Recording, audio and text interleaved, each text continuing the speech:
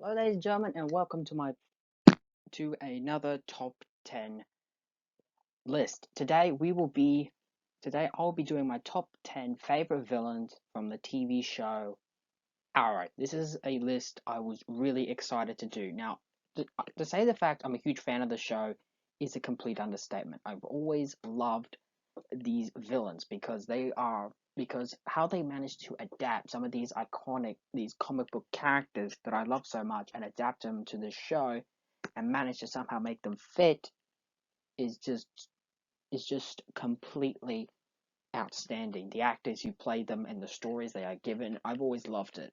Now, like I said, this is a top 10, so only 10 villains will appear.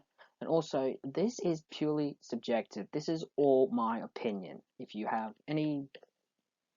disagree, write your own lists in the comments, but keep that in mind. This is purely subjective. But anyway, let's get on with the list. Kicking off our list at number 10 is Danny Brickwell, aka Brick, portrayed by Vinnie Jones. Now, season 3 for me was a bit wonky. Everyone knows if you've watched the show, seasons 3 and 4 were always wonky and were sort of kind of a chore to get through, especially season 4. But for me, season 3 did produce some great villains, like Murmur and a new version of the Count Vertigo character. But for me, out of all of season 3's villains, especially reoccurring, Brick was always my favorite, and he's arguably the prototype of another villain to appear on the list. So, for those who don't know, Brick is a comic book character that was adapted for the show. In the show, Danny Brickwell is a gangster, a mob boss, who is pretty much a gang leader trying to take over, or at least, take over Starling City, later Star City, as what the city later called. When he first appeared in this three-parter, you could say, his plan to take over a section of the city, the Glades, is actually pretty genius by his part. Basically, his plan was to take over. Basically, is to steal all these files of well-known street enforcers and essentially recruit. As a result, when he steals these files, they can't be prosecuted, and as a result, they join his gang. As a result, he now has this large mob, and he then kidnaps some city councilmen and threatens to execute them if they don't adhere to his request. And his request is for every police officer to leave the glades. The glades gone, he and his gang can then rule it however they want. They could set up any racket, extortion. So already interesting plan and an interesting premise. And the fact that it's clear that this guy has the brains and the brawn to execute this plan. Another thing I've also liked about the character was, now, to say mob boss, you have to instill fear, and the way he does it, his method, is pretty genius. First off, he has this trademark gun that he uses. And what would happen is, when a crew of his fail, he would give him his gun, as he says, he dropped his very first body with this piece. The deal is that he and that thug and this person who failed would fight. And of course, if they drop him or kill him, they get to walk away alive. So automatically this character, you can tell that he has this, that he just, he doesn't want to kill people. He wants to kill people, but he doesn't want to kill them lazily. He wants to have at least some kind of fair fight. He believes that, that there is, that people should not be weak. Another thing I also got to find interesting is that he is arguably the person that kicked off the whole Arrow show, and that he's responsible for the death of a certain character that kicked off the show, as because of this character's death caused certain events to happen. And of course, I really love about that, it's a nice touch. Reminds me of Joe Chill from the Batman comics.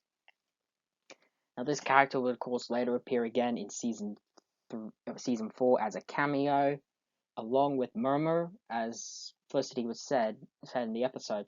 Last season's biggest hits are back. And of course, Brick would later come back in season 7 in the whole prison arc, which I love. Vinnie Jones, for me, just does this role wonderfully. He plays it straight, he plays it intimidating, that voice, and you just believe this guy's a fighter, which I like. So there's a lot of realism with this character. And like I said, he was the prototype for another character, for one of my favorite villains to come along, but we'll get to him just down the line.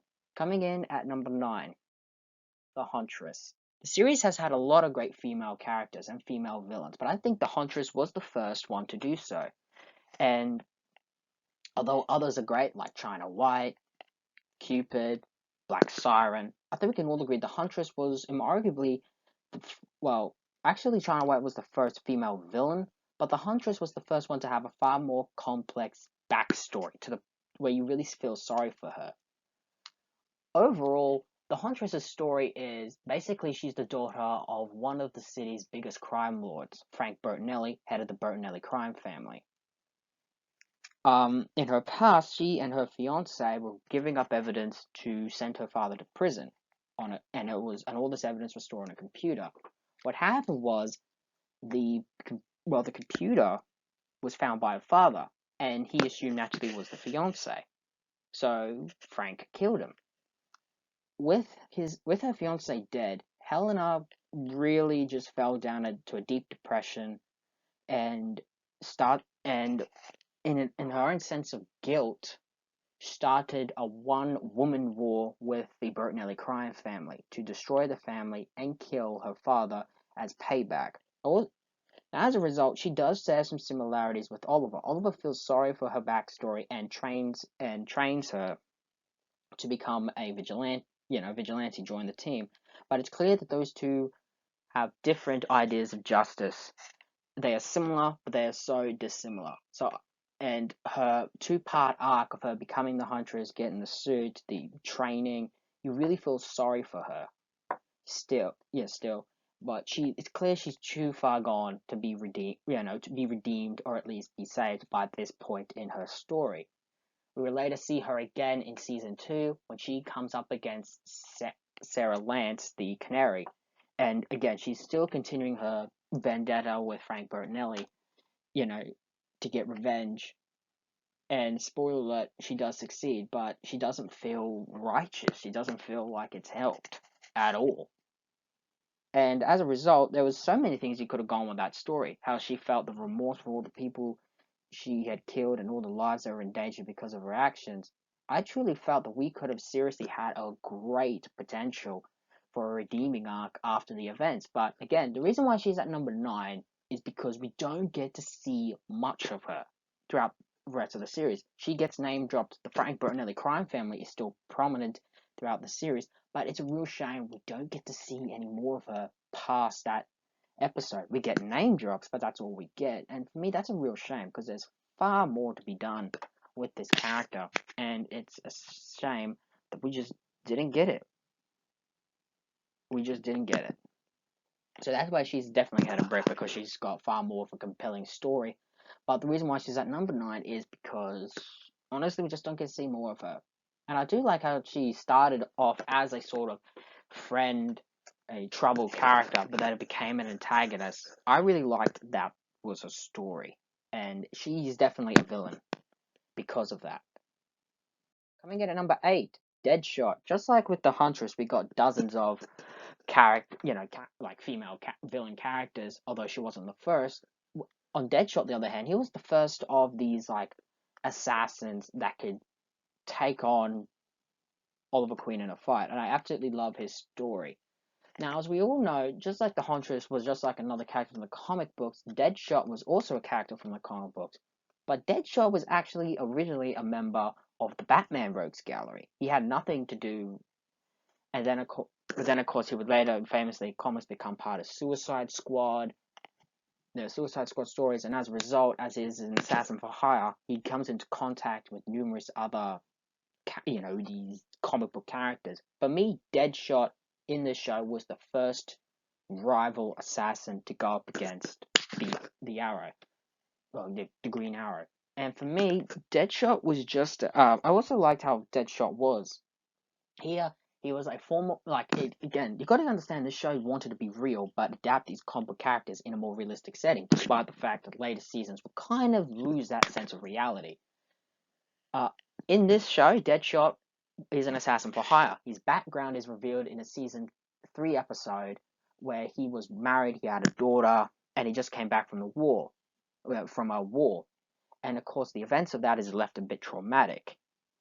Eventually, this causes him to lose his family, and as a result, lose his family, and then eventually he then gets recruited for this organization for his talents at shooting. Next thing you know, he's an assassin for hire, and most of his money actually goes to support his daughter. So it tells that he's not a full bastard, and his relationship with John Diggle is again very different to the comics, and the fact that John Diggle and Deadshot have a sort of rivalry is absolutely fantastic, and really great for storytelling in the show. I also like how, the character is evolving from this colorful mercenary to this more tragic, this little bit tragic, but you could also understand where he came from.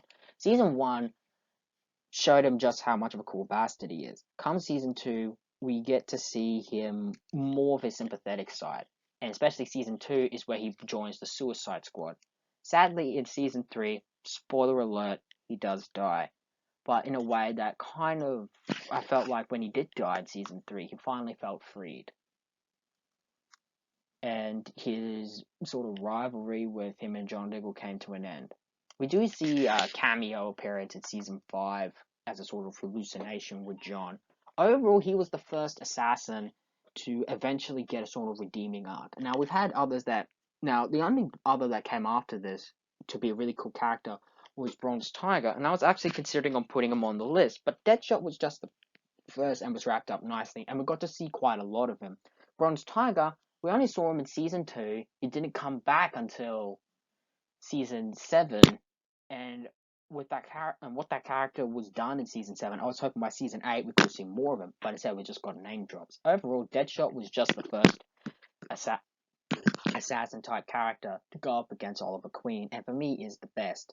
And the fact that he's has a bit more character driven, and they managed to adapt him quite good. And for me, for any live action depiction of Deadshot, this is the better version. Nothing against Will Smith, but Will Smith played that Deadshot like Will Smith. This is Deadshot. Oh, just in case if I forgot, the guy's name was Floyd Lawton, and the actor's name was portrayed by Michael Rowe, and the Huntress was portrayed by Jessica DeGovo.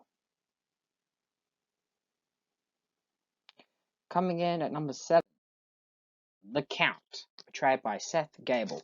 Now, in this show, the Count is basically the comic book character Count Vertigo, and there's been 2 versions of the Count. In Season 3, we got the second version, a gangster by the name of Werner Seitel, the character's real identity taken from the comics, although simply goes by the name Vertigo. However, this was the first one, and for me, it is the far better version, giving a far more realistic depiction of the Count, and a very entertaining one, nonetheless.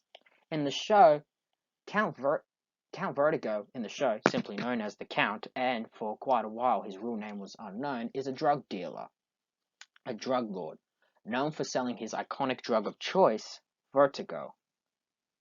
Here he is a psychotic gang leader who first appeared in Season 1, 2 episodes of Season 1, and made his last appearance in Season 2, although his real name was not revealed until Season 5, Cecil Adams.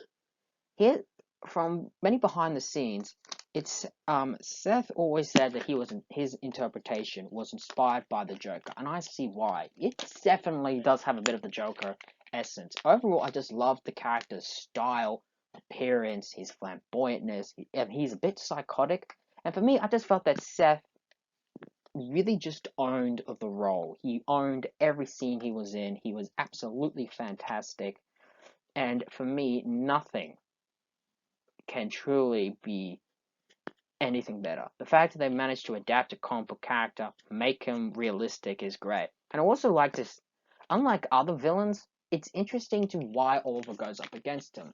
See, in Season 1, he mostly goes up against crooked businessmen, but he does take some exceptions to go up against other criminals, which is why he always went up against them. With Thea's sort of addiction to drugs in season 1 until by the end of the season, she finally kicked the habit. Here, it made sense why Oliver would go after an incident with Thea giving a drug overdose, almost getting killed. Oliver found out what she's been taking and decides enough is enough. We are ending this guy's reign. And I like how he was fully intent to kill him by the end of the episode, but instead, how the character was still allowed to continue was pretty great. With him overdose on his own product, he's become more mentally insane. He gets locked up in an asylum. Again, another hint to the Joker. His end in season 2, I thought although short, I can't deny, if the character was to continue, he had to have died, and that was the perfect way for him to go out. And I just I just love this character better than the second Vertigo, and I just wish that we could have gotten a third who could have been an amalgamation of the two. But will always be my favorite version of the Count. Coming in at number 6, Caden James, portrayed by Michael Emerson. Hopefully I pronounced that right. Now, this is the only villain on this list that was created specifically for the show. Now, Caden James is, in my opinion, one of the most sympathetic main villains to ever appear on the show. I mean, others have had interesting character stories, character arcs, but unlike the others, I feel really the most sympathy for a main villain has always been for me towards Caden James. Now, Season 6 was definitely a unique season. It was more... He, along with another villain, were both the main villains of that season. Caden James had the first half. This other character had the second half. Now, Caden James' story. He is a hacktivist and was a member of Helix. And of course, what they do is they're superheroes that are hackers. They cover up, expose dirt, corruption, all that. And as a result of that, because he was breaking many federal laws, he was, of course, arrested by Argus. But of course, I had no evidence to really hold him. And so he was illegally detained, illegally arrested. So already you feel sorry for this guy already because he was wrongfully imprisoned with no real crime. And again, this was shown in season 5. We get a hint of his character, which, again, this character was name dropped in season 5, but he didn't appear to season 6. So already we'll build up to this character. But of course, we found out that he had a family and a son. But because of his work, it kind of left him estranged to his son. And his wife had divorced him. But despite that, Caden had always loved his son. And though he wasn't the perfect father, it was undeniable that he truly did love his son. And that's something I always found absolutely fantastic about this character. But sadly, how does he become the main villain? Well, here's the thing. His son is later killed, and Argus reveals the reason, but still locks him away. Because of the fact that he was been locked away, and he's revealed this, no one to really comfort about this knowledge drives him a little bit insane and crazy. By the time he is broken out by his followers in seasons 5, he finds out who killed his son, or who he thinks. It turns out that this character was more of a puppet. And as a result, he starts a war with the Green Arrow's team. He assembles his own crew to go up against Green Arrow. Again, Caden James is very sympathetic. And even Oliver feels sympathy because both he and Oliver are fathers. And I like that his redemption, or at least when he sees the error of his ways, is when he sees Oliver interact with his own son, sparking memories he had with his son. And as a result, sympathy. He does, feel guilt, sympathy, and realize the error of his ways.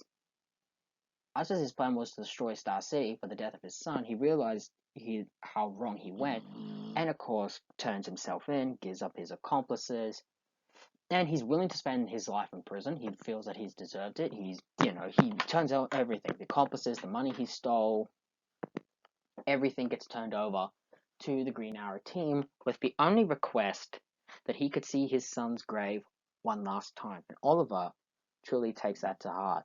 And I also love just the scene how Caden implores Oliver to be a better father than he ever was. Already, you could see that Despite the fact Caden was the villain, he did bad things, you could understand where he came from. And that's why I've always loved him, because he was so sympathetic. But sadly, his character does die. But I find it was a good thing to help the story. And it still feels sad for the character to go out that way. Overall, this guy was just absolutely a great villain. Coming in at number 5, Anatoly Knyazev, portrayed by David Kaiki. Hopefully that last name was pronounced right. Now, first off, this guy appeared in the comics as the Batman villain KG Beast, but of course for the show he was done radically different. According to the show, in the show's version, he's basically a mobster for the Bratva, the Russian mob, and of course have had ties with involvement in the KGB, when he earned his nickname, the KG Beast. He eventually, now we first got introduced to this character. Well, his character was name dropped in season 1, though it wasn't until season 2 where we get to see him, both in the past, both in the flashbacks where Oliver builds his friendship with this guy, but also where he meets him in Russia again after quite a while, after like a year. And also the team gets introduced to this guy, and they too warm up to him and like him. We didn't get to see him again until season 5, and this began the arc of Oliver and his relationship deteriorating, eventually to the point they became enemies. After the events of season 5, he's become an outcast by the Russian gangsters up in Russia, and so he's come to Star City to essentially prove that he still belongs there. He's meant to be the leader, and so he ends up joining with Oliver's enemies to get revenge. Of course, by the end of the season, he realizes the error of his ways, realizes his relationship with Oliver, and as a result, for the next few seasons, he appears in season 7, where he reappears in seasons 7 and 8, refixes the relationship with both Oliver and, of course, the rest of the members of Team Arrow. Now, what can I say? First off, everyone knows I've always have a soft spot for the gangster characters in comics and TV shows. This guy is just great. He is literally this is Arrow's version of the Godfather. Now, the fact that he's really nothing like his comic book counterpart, I really liked. Because they do it completely different. Here, he's basically a Russian mobster with a code, with ethics, and believes in the rules that he follows. He lives by that. He believes in loyalty, and he certainly has always had loyalty with Oliver. But Oliver breaks these oaths, breaks these rules, and as a result, the character loses respect and that for Oliver. So you can arguably feel this villain is kind of justified. He is a gangster. He makes no excuses about his life's choices, but he does believe in honor. He does believe in a code of honor. And that's what I've always liked about him. And it made sense with the character story for him slowly becoming a villain, and he teams up with Ricardo Diaz. But then he realizes that he's following a monster, and so he feels the guilt with what he's doing, and he feels like this guy he's followed, though he does respect the fact that he has built this organization, worked so hard on it, he has no loyalty, he has no code. That is why I've always, and that's why I always liked him. He believes in loyalty and honor, and he does. And I do like how he's always interacting with everyone with going, like, you're my favorite American. And I've always loved that. You can really tell that, honestly, David just honestly is believable as this character that's presented in the show. And that's why I love him. Always have. He's the Russian version of the Godfather in a comic book TV show. Coming in at number 4, Malcolm Merlyn. Here we are. This is one of the main villains. Up until this point, the rest, except this is a main villain, and the series' first main villain. Now, this guy was portrayed by John Barrowman, who, of course, you happen to know from Doctor Who and Torchwood as Captain Jack Harkness. Overall, this character, for me, was one of the first main characters. His plan in season 1 was to destroy the Glades to get revenge for the death of his wife, because people in the Glades were responsible for her death, and that person was Danny Brickwell. And as a result, he creates this sort of list society with businessmen, forcing them to become a part of his rule. And one of them was his best friend and Oliver's father, Robert Queen. But when he realizes that Oliver's father was not going to be a part of it, he had him killed. Although he says that but despite that, he still misses Oliver's father, despite the fact that what he went through. He still cared for his father. He cared for Oliver because Oliver was just like was just like another son. He and Robert always got along. And the fact that you feel sympathy because you understand where he's coming from. He wants revenge. I mean, and he tried the other route, but this is the only way. And because of his grief and anger after the death of his wife, which is revealed in flashbacks in season 3, we find out that he eventually ended up joining the League of Assassins and earned the nickname the Magician. Now, for me, his appearance in season 1 was great. Following seasons 2 and 3, the character was still strong, and by the end of season 3, he becomes the head of the League of Assassins after Oliver kills Ra's al Ghul. Although the fact that the team was always against him, or hates him, is, well, reasons why. He killed Sarah and brainwashed Thea to do it. He's clearly a businessman, always thinking several steps ahead, and he's also a skilled fighter, courtesy of his time in the League. But come season 4, for me, the character I felt overstayed his welcome. So, of course, eventually after that, he ended up joining Legends to become a part of the Legion of Doom with other DC villains.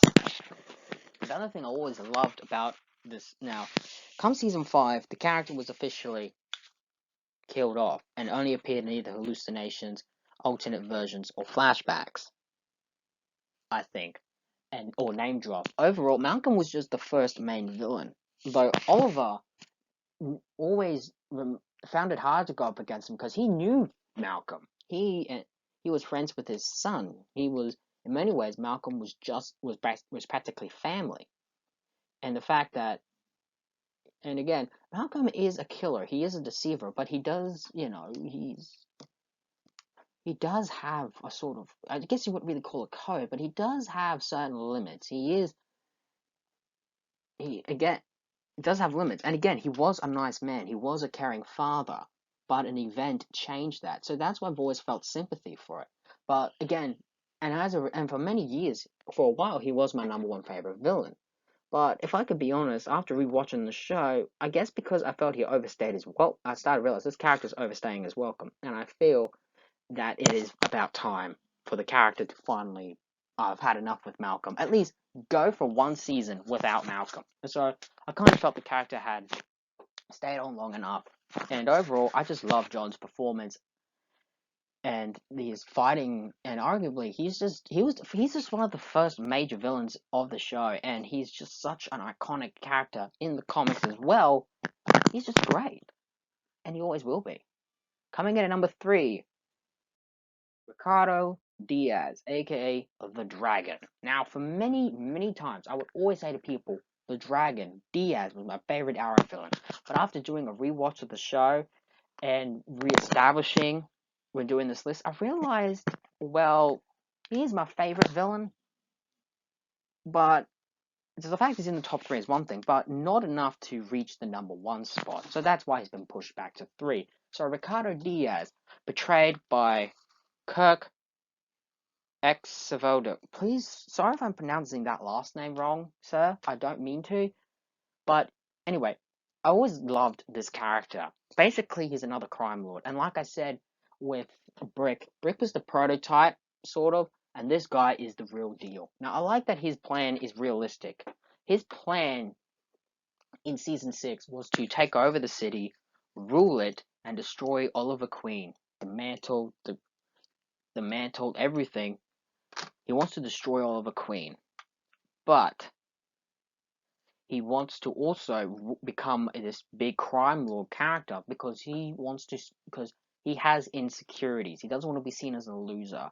And I absolutely like that he is a master manipulator. He does have really good fighting style, And there was this one episode in season 6 called The Dragon, just dedicated to see just how much of a badass the villain is. Because by this point, again, I absolutely loved how he was introduced, just as he's gonna be minor villain run of the week. Although it's later revealed that he's just how much of a mastermind he was. I perfectly felt it was good storytelling for him to just come out of nowhere. And his plan was pretty smart too. He infiltrated his city hall, the police department, and he even orchestrated events to have everyone on Oliver's team leave him, for him to go solo, to him be alone. I like that he did that, and he is insecure. He didn't have a good upbringing. He also believes in keeping fit, eating right, and he also has a distaste for those who have grown up on a silver spoon, never had to fight for anything in their lives. I also like, because of his very harsh upbringing, he has certain codes himself. He does believe in loyalty, but even though he believes in it, the idea is he doesn't understand the word loyalty and thinks that loyalty is to one person, when really, arguably, loyalty is if you're loyal, the person you're loyal to has to be the same way back. Otherwise,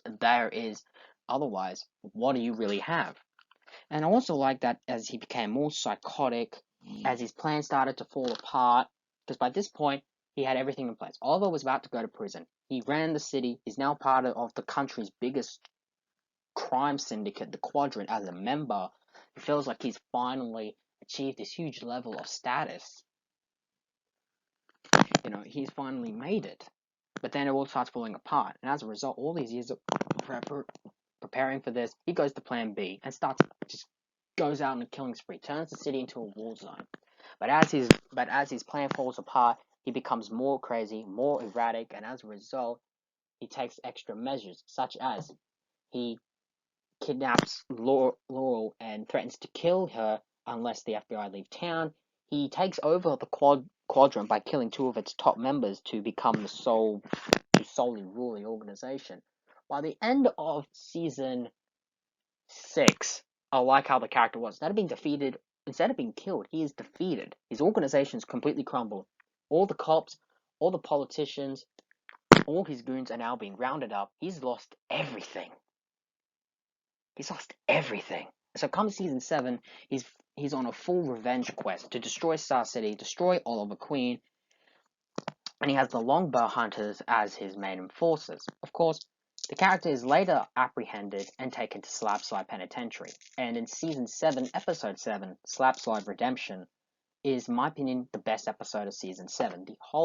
Everything about it and how he's defeated, I felt was really great. Now, the fact they brought the character back, I kind of did like it. I liked it, and he was, in many ways, the main villain for the first half of Season 7, until the real proper main villain did take center stage. For me, Ricardo Diaz is just an awesome character.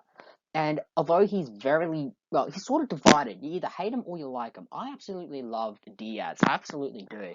And although the character does die at the end of this season, and does get name dropped in Season 8, I just love the way he died. The way he died. I felt, after everything he's done, this is how the character should go out. Overall, I absolutely love this character. He wants to be a big shot. He wants to be seen as this imposing figure, but really, he's just going to be seen as another hood. Number 2, Deathstroke. Up until, for a while, Deathstroke was considered by many to be the best villain the show ever did. He was introduced in Season 1 in flashbacks until taking center stage in Season 1. In Season 2, Deathstroke, real name Slade Wilson, is a part of the Australian Secret Service, or, Central Intelligence. Here, he's one of Oliver's many mentors, and in a way, brother, camaraderie before he ever was with John Diggle. And in Season 2, we get to see his descent into madness, his descent into becoming this killer scene, where after he had this Mirakuru, this thing that makes him super strong, and heals his wound injuries afterward, but it also warps his mind, as the death of the woman he loved was killed. But Oliver doesn't share the information with how she really died. When he finds out, he goes off the deep end and plans to just kill Oliver, destroy his city, and watch as he takes everything from him, just as he took the one thing he truly loved away from him.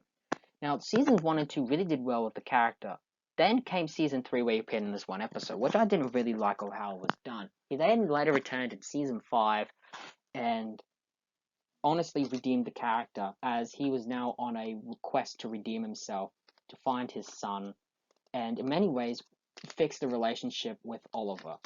And I really do love how the character ended in season 6, as he returned to have Oliver come and find his son Joe. Overall, Manu Bennett, I think that's his name, was actually a great casting choice. And for me, for any live action depiction of Deathstroke, this is the best version. First off, it's more character driven, and he isn't an assassin for hire. Although he does have the skills, he does have everything. He does look like Deathstroke, and this guy just embodies it. But the fact they went in a different route to create a different story and just show that he can just be more than an assassin, he can be a main villain, is really great.